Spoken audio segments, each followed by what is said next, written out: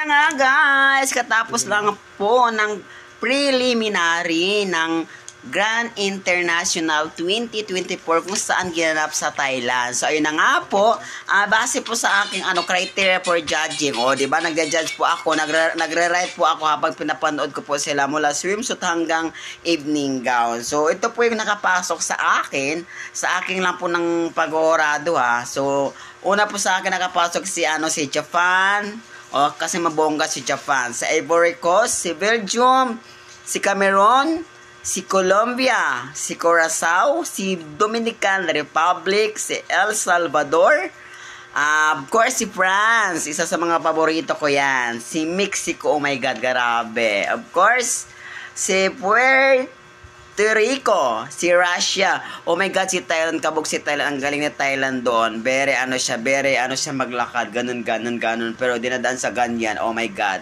I love Thailand. United Kingdom, si United Virgin Island, of course, pero grabe si Pero, kabog na kabog si Pero doon sa kanyang pasabog na aura. Parang Barbie talaga siya, ang aura ni Pero. Tapos sa pagdala niyang gown, kabog. Si Myanmar, si Venezuela, Vietnam. Ayan.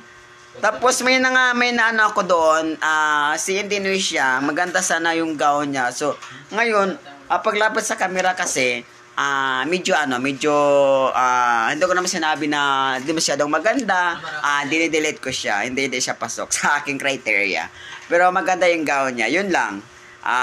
Basta the next, si Fula naman, ang mag-comment ko sa kanya sa paglakad niya sa gown is parang plastic yung gown niya. Huy, bakit kasing ganun ang gown ni Pula? Nakakaloka naman yung gown ni Pula. Parang binarot siya ng plastic, nahirapan siya maglakad. Pero anyway, kasi designer niya yon, so pasensya na po sa designer ni Fulan. I love you.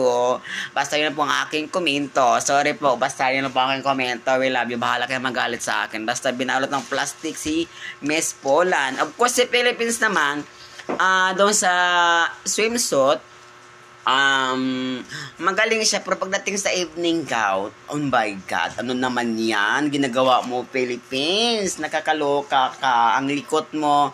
Basta kung anong ginagawa, basta good luck na lang sa'yo sa Grand Coronation Night sa October 25.